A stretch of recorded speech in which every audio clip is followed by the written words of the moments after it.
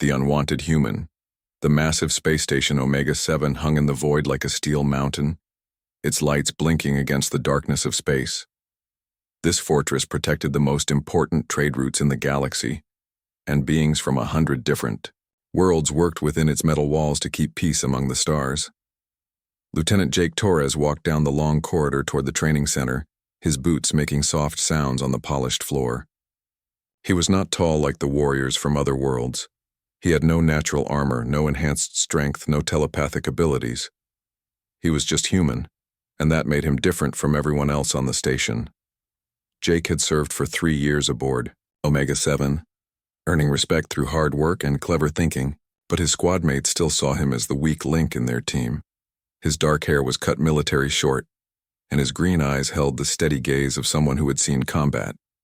Scars on his hands told stories of battles fought with simple weapons, when technology failed. The training room door slid open with a soft hiss. Inside, 4 beings waited for him, checking their weapons and speaking in their native languages. These were his squad mates, though they barely considered him worthy of the title. Commander Crick stood 7 feet tall, his body covered in natural armor plates that could stop bullets. His people, the Zenthari, were born warriors who lived for battle.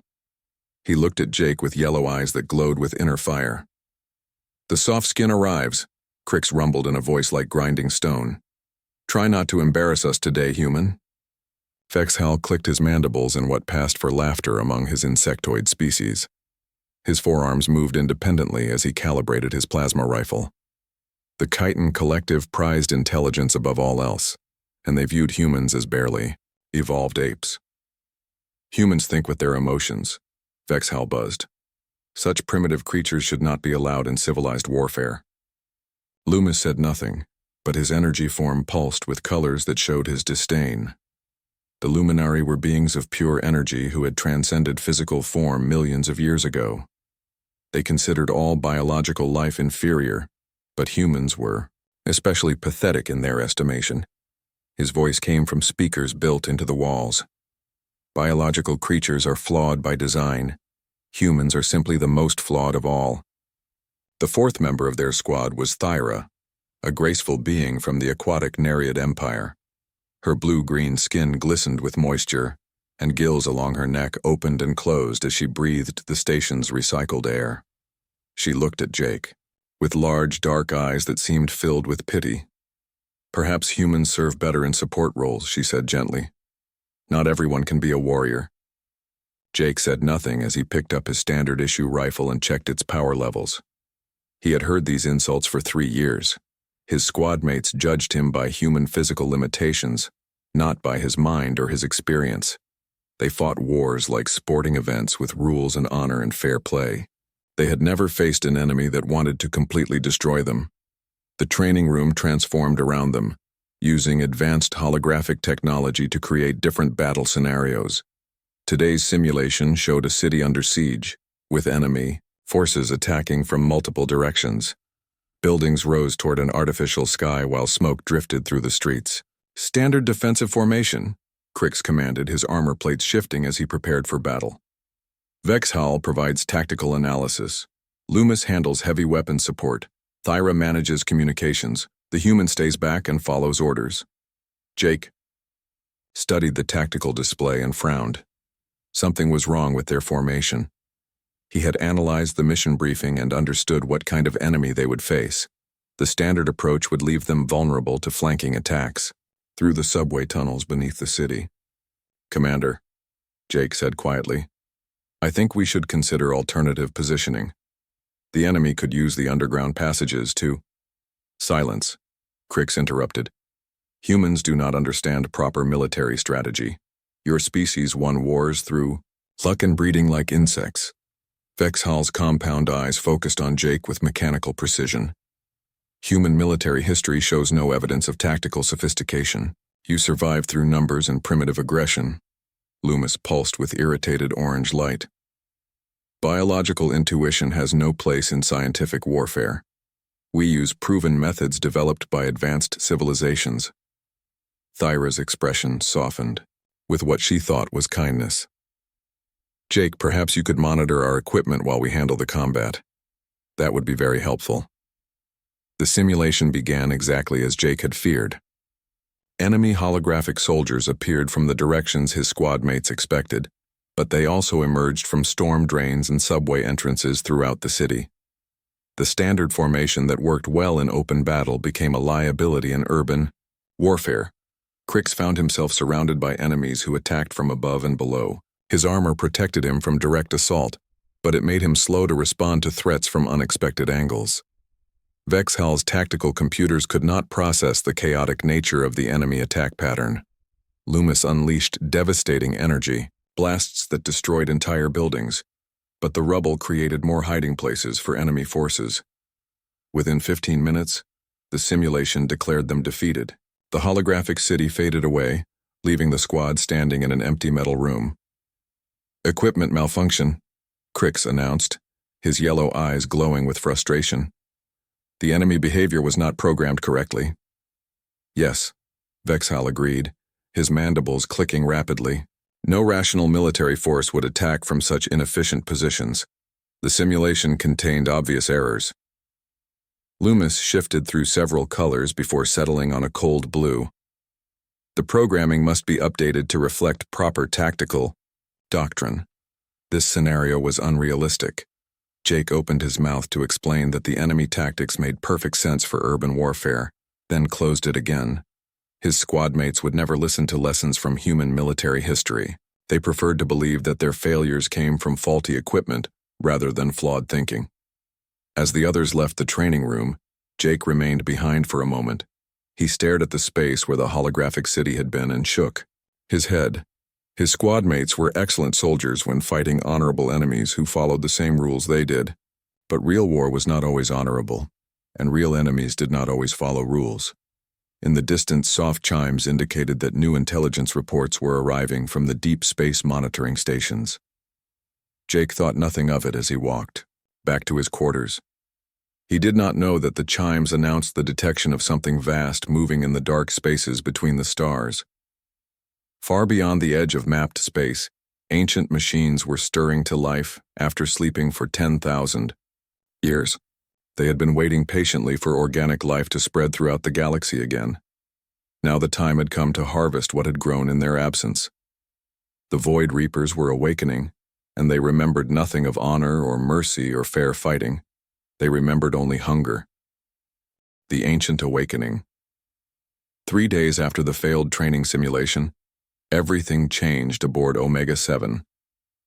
Jake was eating breakfast in the station's main dining hall when emergency alarms began screaming throughout the corridors.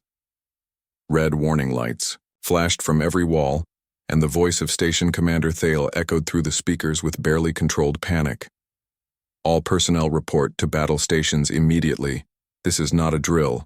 Repeat, this is not a drill." The dining hall, emptied as beings from dozens of worlds rushed to their assigned positions. Jake ran alongside them, his heart pounding with adrenaline. Real emergencies were extremely rare in Galactic Council space. Most conflicts were resolved through diplomacy or small police actions. The squad briefing room was already crowded when Jake arrived. Commander Crix stood at attention near the main display screen, his armor plates dark with worry. Vexhal's forearms moved restlessly as he processed incoming data streams. Loomis flickered between different energy frequencies, while Thyra's gills opened and closed rapidly in the universal sign of aquatic species distress. "Sit down, human," Crix said without looking at Jake. "You need to witness this." The main screen activated, showing footage from a deep space monitoring probe. At first, Jake could not understand what he was seeing. Dark shapes moved against the star field, but they were too large to be normal spacecraft. They looked like floating mountains made of black metal and twisted organic material. "Our probe recorded this transmission 18 hours ago," said Captain Voss, a tall being with silver skin who commanded the station's intelligence division. "We have never encountered anything like these vessels before." The image zoomed closer, and Jake felt ice form in his stomach. The ships were not built using any known technology. Their surfaces writhed like living tissue, covered in what looked like mechanical parasites. Strange lights pulsed beneath their dark hulls like infected veins. Some of the vessels stretched for miles in every direction. How many ships? Thyra asked, her voice barely above a whisper. Initial count shows approximately 15,000 vessels in the main formation, Captain Voss replied. However, more continue to emerge from what appears to be interdimensional space. Our computers estimate the fleet size may reach 50,000 ships or more. Vexhal's compound eyes reflected the screen's glow as he processed the tactical implications. Who are they? What do they want? Have we received any communication? Captain Voss touched a control, and the screen changed to show the wreckage of a diplomatic vessel floating in space. Pieces of hull plating and frozen atmosphere drifted among clouds of debris. Nothing remained of the ship except scattered fragments. The Council dispatched Ambassador Kelvin with a full peace delegation to establish first contact. The captain explained. Their mission was to determine these beings' intentions and offer humanitarian assistance if needed. Jake noticed the captain spoke in past tense. What happened to the ambassador? Complete destruction, Captain Voss said quietly. No warning, no negotiation, no survivors. The alien fleet surrounded our diplomatic vessel and erased it from existence in less than 30 seconds. The room fell silent, except for the soft hum of life support systems and the nervous breathing of various species. Jake stared at the debris field and felt a cold recognition creep up his spine. He had studied enough military history to recognize the signs of an enemy that did not want to negotiate. Did they send any message? Loomis asked, his energy form shifting through worried purple hues. Captain Voss nodded grimly. One transmission, broadcast on all frequencies immediately after destroying our ship. The screen filled with alien symbols that seemed to move and writhe like living things. The characters pulsed with angry red light that hurt to look at directly. Our translation computers required 6 hours to decode their language, the captain continued. The message reads, Organic. Life will be harvested, resistance will be consumed. This galaxy belongs to the Void Reapers. Crick slammed his armored fist on the briefing table, making everyone jump. Let them come. The Galactic Defense Fleet will crush these cowards who attack peaceful diplomats. Yes, Vexhal buzzed, his mandibles clicking with aggressive patterns.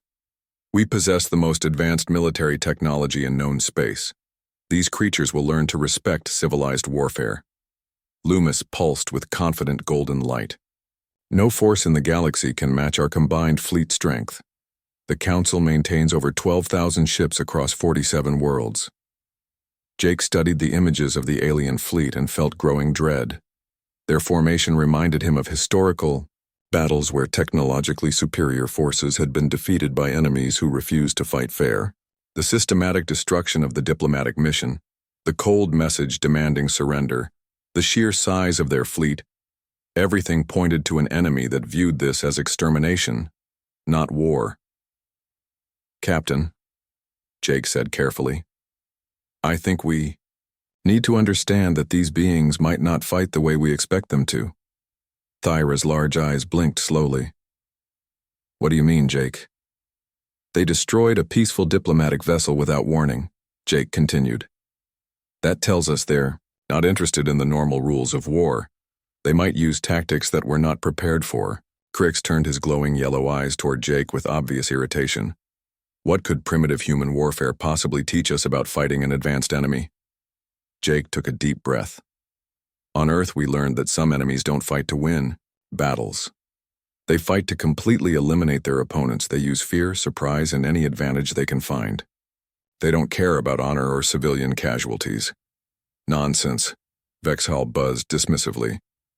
All intelligent species understand proper military conduct. There are established protocols that everyone follows. But what if these Void Reapers aren't interested in protocols? Jake asked. What if they see our rules as weaknesses to exploit? Loomis flickered through several annoyed colors. Advanced civilizations do not engage in barbaric warfare. These beings will face our superior tactics and surrender when they realize they cannot win through conventional means. Captain Voss raised one hand for silence. The Galactic Council has already decided our response.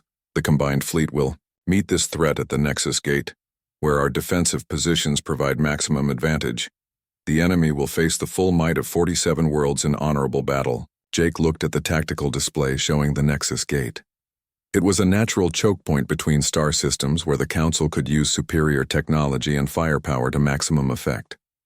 Against a normal enemy following normal rules, it would be the perfect defensive position. But something about the Void Reaper fleet formation made him deeply nervous. Their ships were not arranged in standard attack patterns.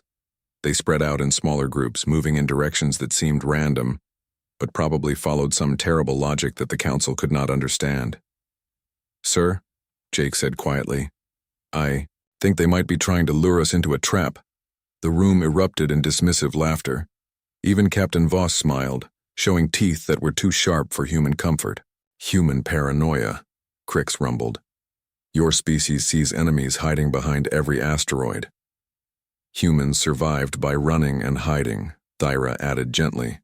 "But the Galactic Council does not run from threats to innocent civilizations." Vexhal nodded his insectoid head with mechanical precision. "Advanced military science has evolved far beyond primitive human concepts of warfare. These Void Reapers will face our superior organization and retreat when they realize their mistake."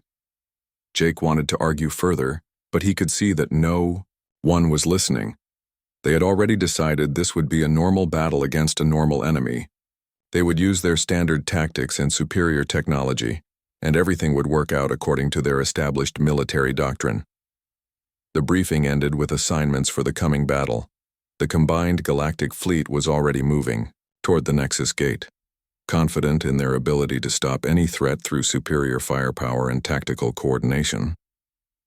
Thousands of ships from dozens of worlds were gathering for what everyone expected to be a quick and decisive victory. Jake's squad received evacuation duty. If any civilian populations needed rescue from combat zones, they would handle the humanitarian missions. It was not the most glorious assignment, but Jake felt secretly relieved. Something about the Void Reapers made him want to stay as far from the main battle as possible.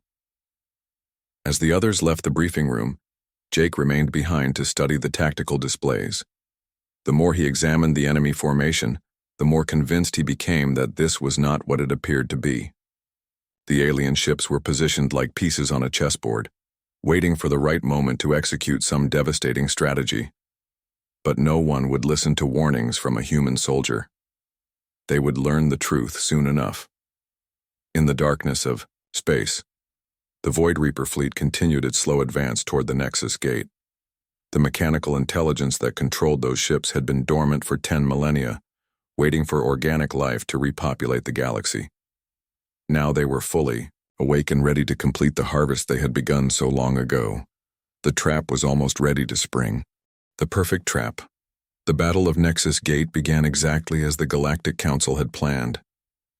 Jake watched from the bridge of the evacuation vessel Mercy's Hope as thousands of Council ships took their positions around the massive space gate. The formation was magnificent and precise, with each vessel type positioned according to centuries of military doctrine. Heavy battleships formed the primary defense line, their massive hulls bristling with energy cannons and missile launchers. Fast cruisers protected the flanks while carrier ships launched clouds of fighter craft that moved like schools of metal fish through the void. Support vessels maintained perfect spacing behind the main force, ready to provide ammunition and repairs. "Look at that formation," Thyra said, her voice filled with admiration as she monitored communication frequencies. "The finest fleet in galactic history. Those primitive creatures will retreat the moment they see our overwhelming power." The Void Reapers appeared exactly when the Council's tactical computers predicted they would. Their dark ships dropped out of faster-than-light travel at the edge of the system, just where intelligence reports had suggested. However, there were far fewer vessels than expected, perhaps 3,000 ships instead of the 15,000 that reconnaissance had detected. Admiral Korath, the proud Xanthari commander of the Council fleet, opened communication channels to address the enemy. His voice echoed across all frequencies with the confidence of someone who had never lost a battle. "Unknown vessels, you have violated Galactic Council space and destroyed peaceful diplomatic missions. Surrender immediately and your crews will be treated according to civilized law. The Void Reaper response came not in words, but in action. Their organic ship suddenly accelerated toward the Council battle line, moving faster than anything that size should be able to move. Dark energy began building along their twisted hulls as weapon systems came online. All ships engage the enemy, Admiral Koreth commanded. Show them the price of threatening innocent worlds. The Council fleet opened fire with devastating precision. Thousands of energy beams and missile volleys filled the space between the two forces. The coordinated attack would have destroyed any normal fleet in minutes, but the Void Reaper ships absorbed the incoming fire like it was nothing more than gentle rain. Their dark hulls rippled and shifted as energy weapons struck them. The alien vessels seemed to learn from each attack, their surfaces adapting to resist whatever hit them. Missiles exploded harmlessly against barriers that materialized from nowhere. Then the Void Reapers fired back. Their weapons were unlike anything in Council databases. Instead of energy beams or physical projectiles, they launched clouds of what looked like living metal. The strange substance struck Council ships and immediately began consuming their hulls, spreading like a virus from vessel to vessel. "What kind of weapon is that?" Crix growled, watching the tactical displays with growing alarm. Jake studied the enemy attack patterns and felt his worst fears confirmed. The Void Reapers were not fighting like any civilized species. They were not trying to disable Council ships or force surrender. They were systematically destroying every vessel they encountered, consuming the wreckage to fuel their own dark technology. "Captain," Jake said to Commander Yalix, the Nereid officer who led their evacuation ship, "I think we should move to a safer distance." "Nonsense," Captain Yalix replied, her gills fluttering with confidence. "Our fleet will achieve victory within hours. These creatures cannot match our superior coordination and firepower." The battle continued for 3 hours, and initially it seemed like Captain Yalix was correct. The Council fleet slowly pushed the enemy back, destroying dozens of Void Reaper ships with concentrated firepower. The enemy seemed to have no answer for the Council's superior tactics and discipline. Then everything changed in an instant. Space around the Nexus Gate suddenly filled with new enemy vessels. They appeared from what looked like tiers in reality itself, as if they had been hiding in the spaces between dimensions. Jake counted quickly and felt his heart stop. There were not 3,000 enemy ships anymore. There were 30,000. "Impossible," Admiral Koreth's voice cracked across all communication channels. "Where did they come from? Our sensors detected no additional fleet movements." The answer became clear as Jake watched the tactical display update. The first enemy force had never been trying to win the battle. They had been bait, drawing the Council fleet into the perfect position for a massive ambush. Now the real Void Reaper armada surrounded the Council ships on all sides. Every escape route was blocked by those terrible organic vessels with their hull-consuming weapons. The Council fleet found itself trapped in a killing box with no way out. "All ships emergency scatter pattern," Admiral Koreth ordered. "Break formation and retreat to minimum safe distance." But it was too late. The Void Reapers had positioned themselves too perfectly. Every direction led into overlapping fields of fire from their reality-warping weapons. The Council fleet began to die ship by ship as their hulls were consumed by the alien technology. Jake's squad received emergency orders to evacuate the research station on Kepler's Hope, a small scientific outpost near the battle zone. Their ship raced through the chaos of the collapsing battle line, dodging debris fields and streams of that terrible consuming energy. "This cannot be happening," Crix kept repeating, his armor plates flickering with confused color patterns. "The enemy should not be able to coordinate so many vessels. Their tactics violate every principle of civilized warfare." Jake wanted to explain that the enemy tactics made perfect sense if you understood they were not fighting to win a war. They were fighting to harvest every living thing in the galaxy. But there was no time for explanations now. The research station was in complete panic when they arrived. Scientists and technicians from a dozen different species were trying to destroy sensitive data before evacuating. The station director, a nervous amphibian with trembling tentacles, met them at the docking bay. "Thank the Void you're here," he bubbled frantically. "We have civilian researchers trapped in the lower levels." Some kind of enemy force landed 15 minutes ago. Enemy ground troops? Vexhal asked, checking his weapon systems. Intelligence reports made no mention of surface assault capabilities. Jake grabbed his rifle and headed toward the station's interior corridors. We need to move fast. Everyone stay together and watch for ambushes. They made their way through the station's winding passages, following the sound of weapons fire and terrified, screaming. The civilians were trapped in a genetics laboratory, hiding behind overturned equipment while something horrible tried to break down the reinforced doors. When Jake saw the Void Reaper ground forces for the first time, he almost stopped breathing. They were not soldiers in any recognizable sense. They appeared to be creatures that were part organic tissue and part mechanical technology, with too many limbs that ended in razor-sharp claws. Their heads contained no faces, just clusters of sensors that glowed with malevolent red light. Worse than their appearance was how they moved. The creatures crawled along walls and ceilings as easily as floors, defying gravity through some unknown technology. They seemed to share information instantly, like components of a single distributed mind. Most terrifying of all, they learned from every attack. When Crix shot one with his plasma rifle, the creature's armor immediately adapted to resist that energy frequency. When Vexhal used his sonic disruptor, the next creature he targeted barely slowed down. How are they doing that? Loomis demanded, firing bursts of pure energy that the creatures simply absorbed and redirected. Jake watched the adaptation pattern and understood with growing horror. These beings shared a collective consciousness. Every time one learned to resist a weapon, they all learned. Standard military equipment was useless against an enemy that could instantly develop countermeasures. "Stop using energy weapons," Jake shouted to his squad. "They're adapting to everything we throw at them." "Then what do we use?" Thyra called back, her voice high with panic. Jake looked around the laboratory and saw maintenance tools, chemical, supplies, and construction equipment. He grabbed a welding torch and a container of industrial cleaning solvent. "Improvise," he said. What happened next would be remembered as the Kepler's Hope incident, though Jake never thought of it as anything special. He combined the welding torch with the cleaning chemicals to create a makeshift flame weapon. The creatures had never encountered this particular combination of heat and corrosive substances, so their adaptive systems could not adjust quickly enough. Crix caught on first, using his massive strength to turn a piece of laboratory equipment into a crude club. The creatures could adapt to energy weapons, but they had difficulty with simple kinetic force applied in unexpected ways. Loomis learned to focus ambient light from the station's emergency systems into concentrated burning beams that changed frequency, randomly. Thera used her knowledge of station systems to flood certain corridors with toxic atmosphere that the creatures had not prepared for.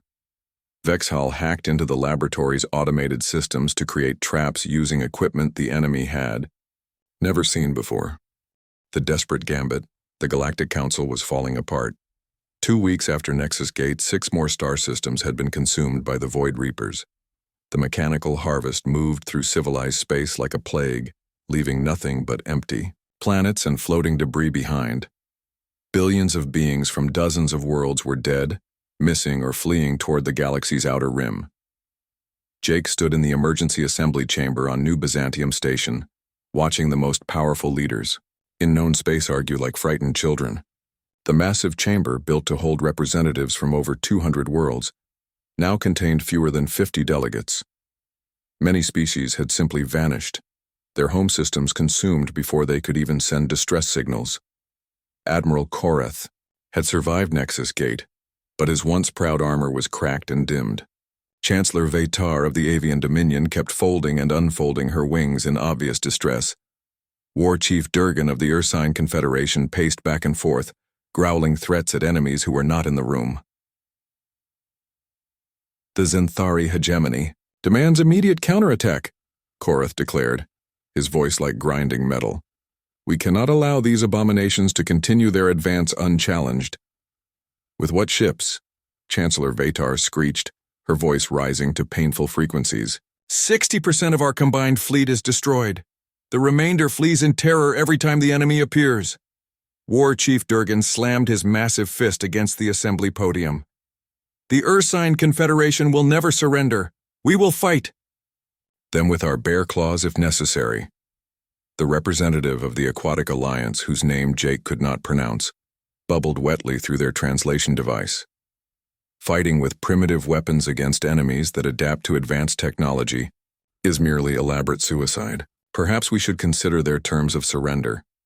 The chamber erupted in angry voices. Some species wanted to continue fighting despite the hopeless odds. Others were secretly negotiating separate peace treaties with the Void Reapers, hoping to save their own worlds by sacrificing everyone else. The unity that had held the Council together for over 3 centuries was cracking like old metal under impossible pressure. Jake cleared his throat quietly. Maybe I could make a suggestion. The massive chamber fell silent instantly. Every alien eye turned toward the small human soldier standing near the back of the assembly. Most of them had never noticed him before, but news of what happened at Kepler's hope had spread throughout the surviving military. You, Admiral Korath said with obvious surprise. What could a human possibly contribute to this discussion? Jake stepped forward into the center of the chamber, his heart beating fast but his voice steady. The Void Reapers are winning because they understand something we don't. They know this isn't a normal war. Explain, Chancellor Vatar demanded, her feathers ruffling with impatience. Every battle we've fought, we've used the same approach, Jake continued. Line up our ships, fire our weapons, try to destroy the enemy fleet. But the Void Reapers aren't trying to win battles. They're trying to eliminate all organic life in the galaxy. They see us as resources to be harvested, not opponents to be defeated. War Chief Durgan snorted dismissively. So what do you suggest, little human?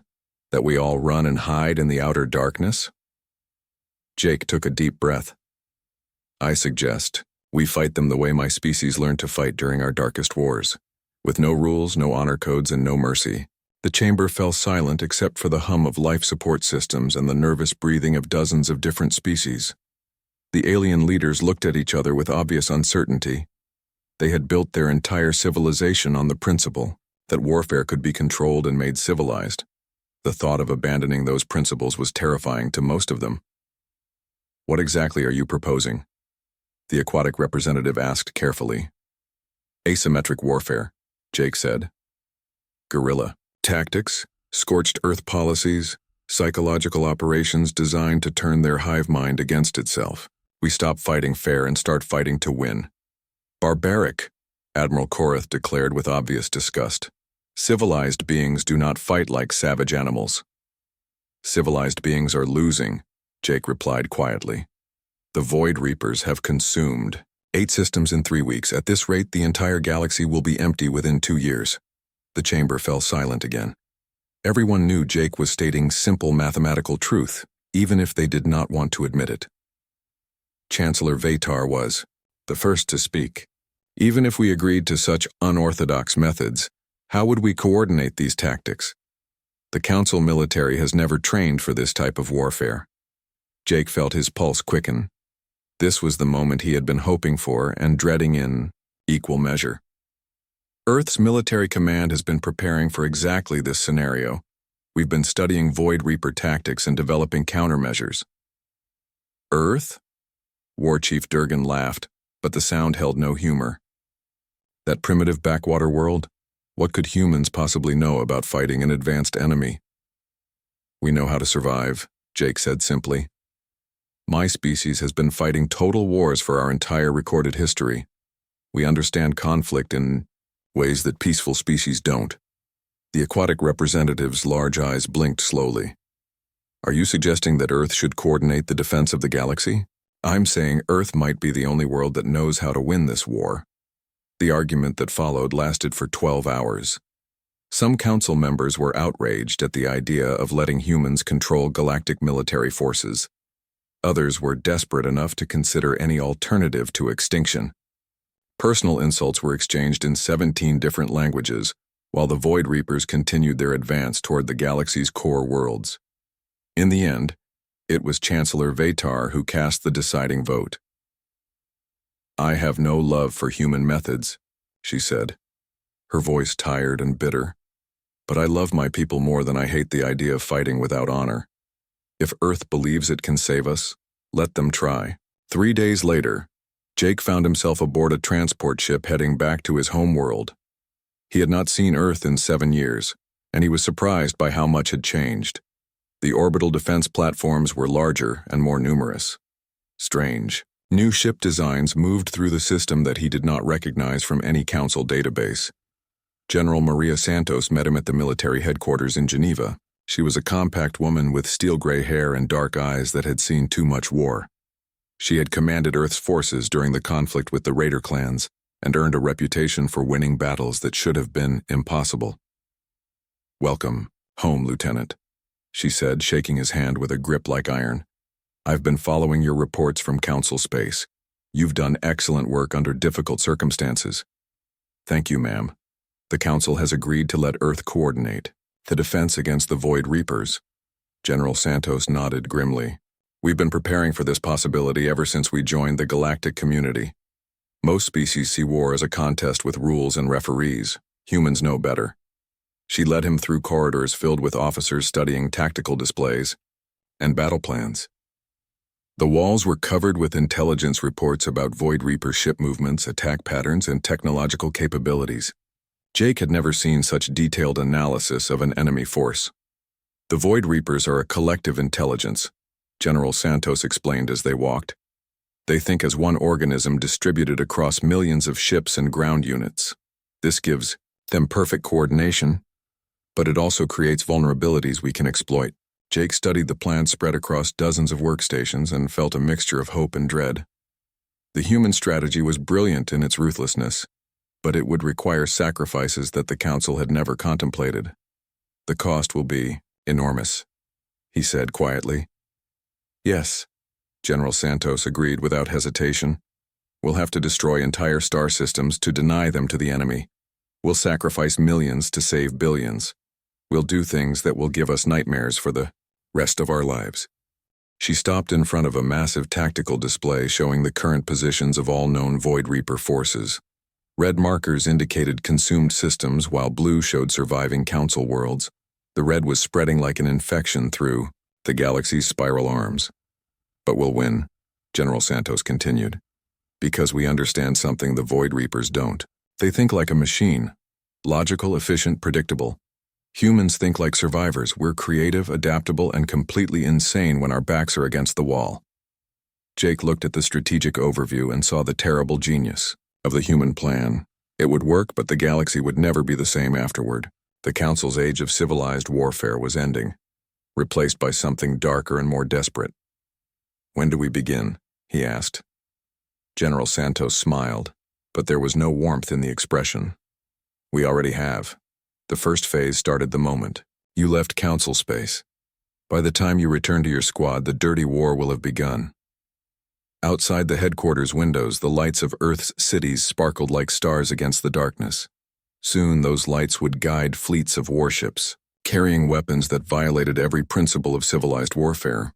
The galaxy was about to learn what humans meant by total war. The Void Reapers had awakened the wrong species. The dirty war begins. Jake returned to find the galaxy transformed. In the 3 weeks he had been on Earth, humanity had taken control of the remaining Council forces and begun implementing strategies that horrified every civilized species. The war was no longer being fought in space above beautiful worlds. It was being fought in asteroid fields, abandoned systems, and the dark spaces between stars where no rules applied. The evacuation ship Mercy's Hope had been retrofitted with experimental human technology that made it nearly invisible to Void Reaper sensors. Jake barely recognized his own squad when he rejoined them at the hidden base on Omega Station. The proud warriors who had once mocked his primitive tactics now carried improvised weapons and moved with the cautious alertness of guerrilla fighters. "Welcome back, Jake," Thyra said, her greeting lacking the condescending tone she had once used. Her elegant blue-green skin was marked with scars from recent battles, and her large eyes held a new hardness. "You missed the first round of human-style warfare." Crick stood nearby, his once brilliant armor now painted in matte black camouflage patterns. The proud Zenthari warrior looked uncomfortable with the stealth modifications, but he no longer complained about human methods. "Your species fights like demons from the void," he said with grudging respect. I have seen things that will haunt my dreams until I die. Vexahal's forearms moved restlessly as he checked and rechecked his modified equipment.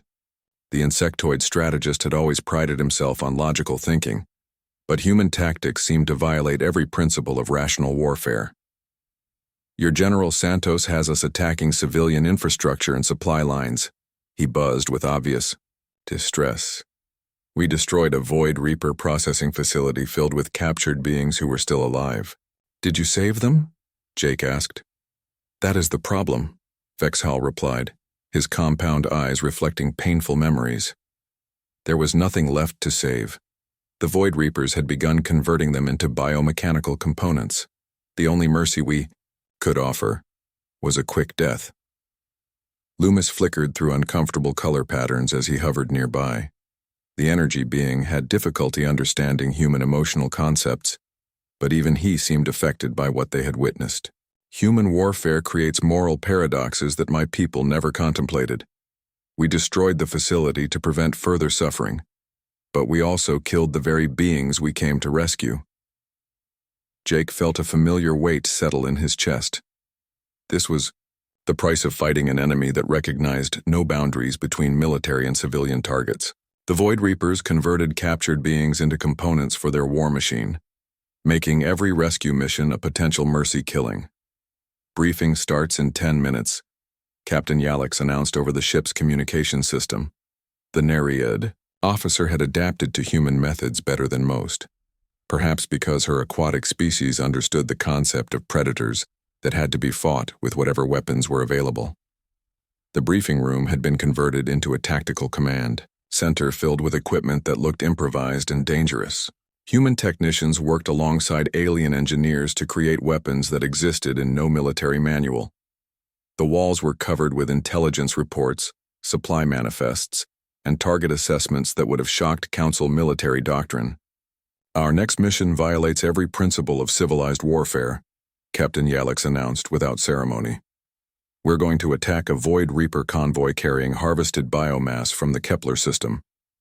A holographic display showed the enemy formation. 12 massive transport ships surrounded by escorts moving through hyperspace toward a processing facility in the galactic core.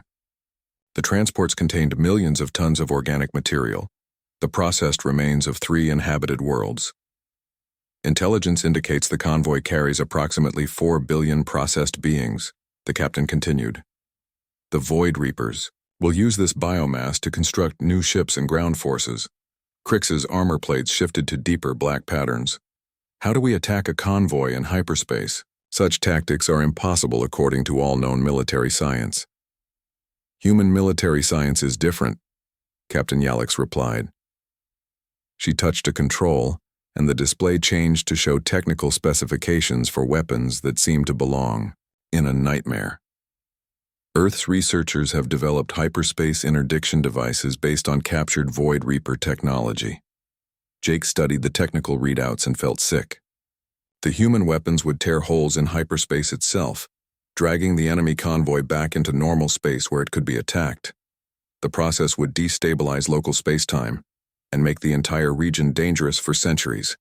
The environmental cost will be enormous, Thyra said quietly. We're talking about permanently damaging the fabric of space itself. Yes, Captain Yalix agreed. The Kepler system will become a dead zone where no ship can safely travel. But if we allow the convoy to reach its destination, the Void Reapers will gain enough resources to build 1,000 new ships. Vexhal's mandibles clicked rapidly as he processed the moral calculations. We sacrifice one star system to potentially save dozens of others. The mathematics are logical, but the method feels fundamentally wrong. Human methods often feel wrong, Jake said quietly. That's because we're willing to do things that civilized species won't consider. Sometimes the choice isn't between right and wrong, it's between survival and extinction. The mission launched 6 hours later. 5 ships carrying experimental human weapons moved through hyperspace toward the intercept point. Jake's squad was aboard the lead vessel, responsible for boarding the enemy transports and confirming their cargo before the convoy was destroyed. The hyperspace interdiction worked exactly as advertised, and exactly as horribly as predicted.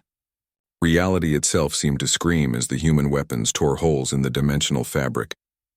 The Void Reaper convoy was dragged back into normal space like fish caught in a net made of twisted space-time. What followed was not a battle, but a methodical slaughter. The human-designed weapons ignored Void Reaper adaptive defenses by constantly changing their attack methods. Missiles that shifted between energy and matter mid-flight, beam weapons that attacked through folded space to bypass shields entirely, viral programs that infected enemy systems through quantum entanglement. Jake's squad boarded the lead transport through an airlock that human engineers had cut directly through the ship's hull using tools that should not have existed. The interior was a nightmare of organic processing chambers where captured beings had been systematically converted into raw materials. This is what they do to every world they capture, Jake told his squad mates as they moved through corridors, lined with biomechanical machinery. This is why we fight the way we do. They found the convoy's central processing core, a massive chamber where millions of individual minds were kept alive in tanks, while their bodies were harvested for useful materials. The preserved consciousnesses would eventually be integrated into new Void Reaper units, their memories and personalities erased to make room for collective programming. We cannot save them, Crick said, his voice hollow with horror. There are too many, and they are too deeply integrated into the enemy systems. No, Jake agreed, setting charges around the central core. But we can free them. The explosions that followed could be seen from 3 star systems away. The Void Reaper convoy and its cargo of processed beings vanished in bursts of light that briefly outshone nearby stars. The hive mind's weakness, 6 months into the dirty war, humanity's brutal tactics were showing results. The Void Reaper advance had slowed from a devastating flood to a cautious crawl as they adapted to fighting an enemy that refused to follow any predictable patterns. But the cost was staggering. Entire star systems had been rendered uninhabitable, and the moral foundations of galactic civilization lay in ruins. Jake stood in the research laboratory aboard the hidden fortress of Sanctuary Station, watching human scientists work alongside the galaxy's greatest minds to solve an impossible puzzle. Dr. Elena Vasquez, Earth's leading expert on collective intelligence, pointed to a 3-dimensional model of neural pathways that filled the entire room. "We've been approaching this wrong," she explained to the assembled team of researchers from 17 different species. "We keep thinking of the Void Reapers as a military force, but they're actually a single organism spread across millions of bodies." The holographic display showed the connections between individual Void Reaper units, streams of quantum communication that linked every ship, every ground soldier, every processing facility into one vast network. The pattern was beautiful and terrifying, like looking at the nervous system of a god. "Their strength is perfect coordination," Dr. Vasquez continued. "No confusion, no conflicting orders, no communication delays. But that same unity creates a critical vulnerability." Vexhal clicked his mandibles as he studied the data with scientific fascination. The months of brutal warfare had changed him from a proud strategist into something harder and more practical. "You are suggesting that their collective consciousness has a single point of failure?" "Exactly," Dr. Vasquez replied. "Every networked system is vulnerable to the right kind of virus. We just need to find a way to introduce contradictory information into their hive mind." Thyra's gills fluttered nervously as she processed the implications. Her aquatic people understood collective intelligence from their own evolutionary history, and she recognized the danger of what the humans were proposing. Such an attack could cause catastrophic system failures throughout their entire network. "That's the idea," Jake said grimly. He had been working with the research team for weeks, helping them understand Void Reaper behavioral patterns observed during their guerrilla attacks. If we can make them doubt their own collective decisions, their perfect coordination becomes a weakness. Loomis pulsed through worried color patterns as he analyzed the technical specifications. The delivery method would require direct contact with their central command network. Such a mission would be suicide for any normal infiltration team. Crix shifted his weight, making his modified armor creak softly. The proud warrior had learned to appreciate human cunning over the past months, but he still struggled with tactics that seemed more like elaborate suicide. How do we get close enough to their command ships without being detected and consumed, Doctor? Vasquez smiled with the cold satisfaction of someone who had solved an impossible equation. We don't infiltrate their network, we make them infiltrate ours. She touched a control, and the display changed to show the schematics for a captured Void Reaper scout ship. Human technicians had spent months reverse engineering its technology while carefully preserving its original communication systems. We've modified this vessel to broadcast false sensor data while maintaining normal quantum links to the Void Reaper collective, Dr. Vasquez explained. From their perspective, it will appear to be a normal scout conducting reconnaissance in a human-controlled space.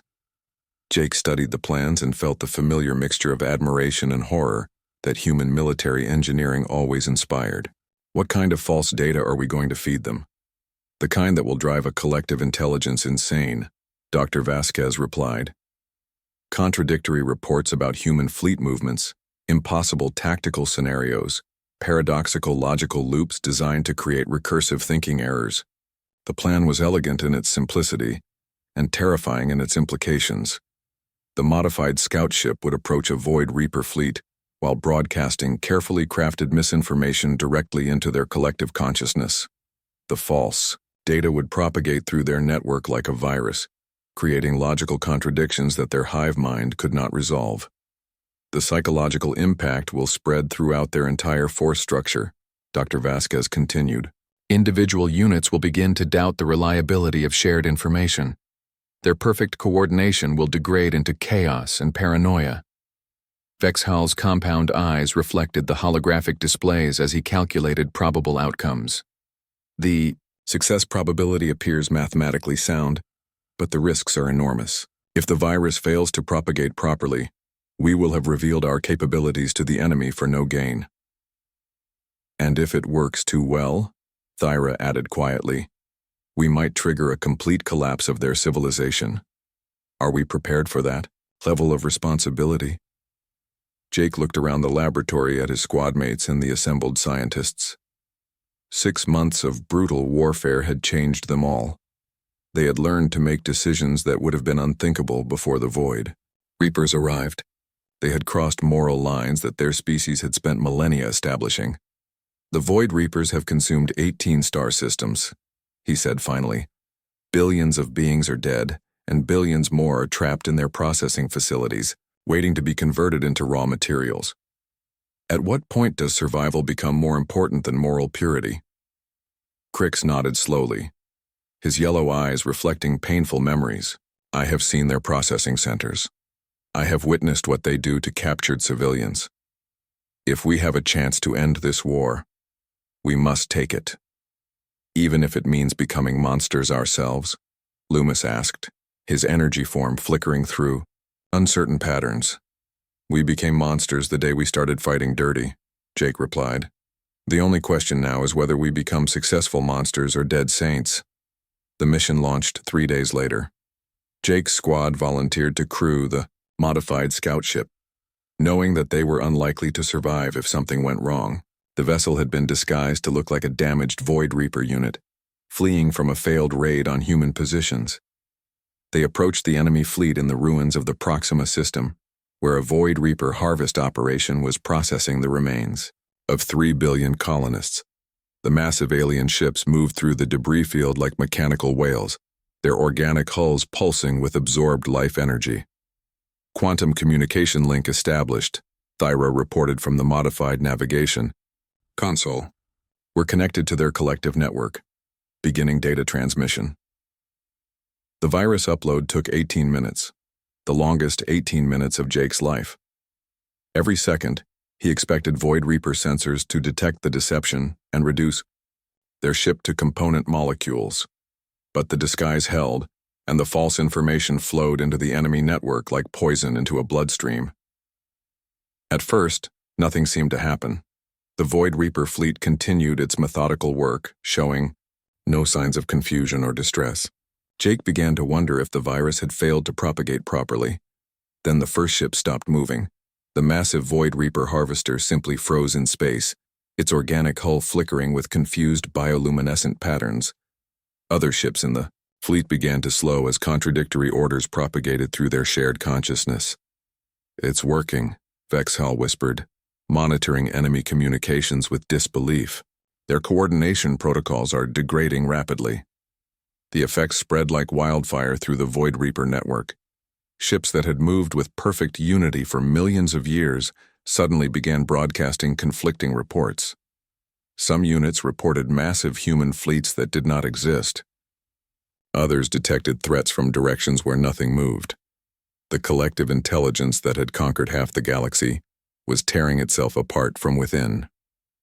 "Quantum cascade failure detected," Loomis announced, his energy form pulsing with excitement. "The logical contradictions are propagating faster than their error correction protocols can compensate." Jake watched through the viewports as the Void Reaper fleet descended into chaos. Ships collided with each other as navigation systems received contradictory data. Weapons fired at empty space as targeting computers struggled to process impossible sensor readings. The harvest operation that had been systematically processing 3 billion lives ground to a halt as the enemy collective consciousness became lost in recursive loops of paradoxical thinking.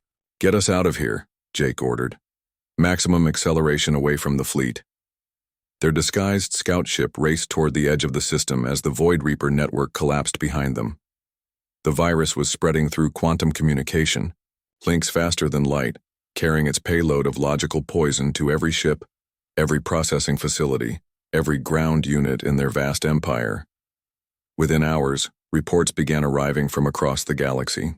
Void Reaper forces were stopping their advances, turning their weapons on each other, or simply shutting down completely as their collective intelligence struggled to resolve irreconcilable contradictions. The hive mind that had seemed invincible was destroying itself from within, one paradox at a time. But Jake felt no satisfaction as he watched their enemy's network collapse. They had won, but the victory tasted like ashes. They had saved the galaxy by becoming the kind of monsters that civilized species had nightmares about. The dirty war was almost over, but its consequences would haunt them forever. The price of victory. The final battle of the Void Reaper War was fought not in space but in the quantum realm where information became reality, and thoughts had physical weight. Jake stood on the bridge of the human command ship Retribution, watching as the last functional Void Reaper forces gathered for a desperate counterattack against Earth itself. The virus had crippled 90% of their empire, but the remaining 10% had adapted by severing their connections to the collective network. These survivors fought with the desperate cunning of individuals facing extinction, making them more dangerous than the unified hive mind had ever been.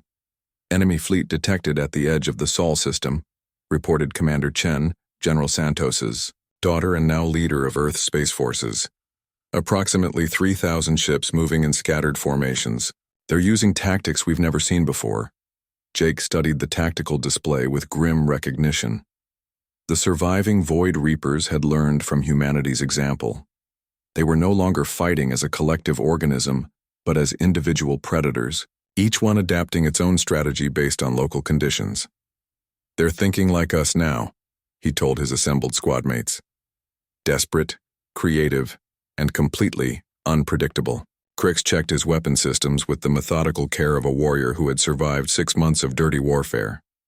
His armor bore scars from battles fought in asteroid fields, abandoned stations, and the twisted remains of consumed worlds. "How do we fight an enemy that has learned to think like humans?"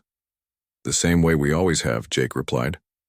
"We think faster, fight dirtier, and refuse to give up no matter how bad things get." The battle began in the outer system, where human defense platforms armed with reality-warping weapons engaged the scattered Void Reaper forces. But the enemy had learned from their defeats. They attacked through folded space, emerged from quantum tunnels behind defensive lines, and used tactics that violated every known law of physics. "This is insane," Vexhal buzzed as he monitored the battle from his tactical station. "They're using our own weapons against us, but modified in ways that should be impossible." The insectoid strategist had become something new over the past months. Part scientist, part warrior, part philosopher of warfare. He understood now that military science was not about following rules, but about breaking them more effectively than your enemy. Impossible is a human concept, Thyra observed. From her communication post, we taught them that anything is possible if you're willing to pay the price. The Nariad officer had adapted to human methods better than anyone expected. Her aquatic people understood survival in hostile environments, and space warfare was just another ocean filled with predators.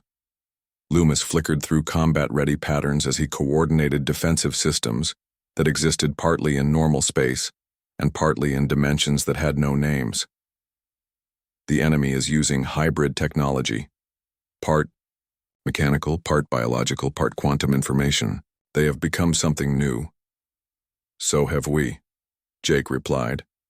The human defense fleet was unlike anything the galaxy had ever seen. Ships that could exist in multiple dimensions simultaneously.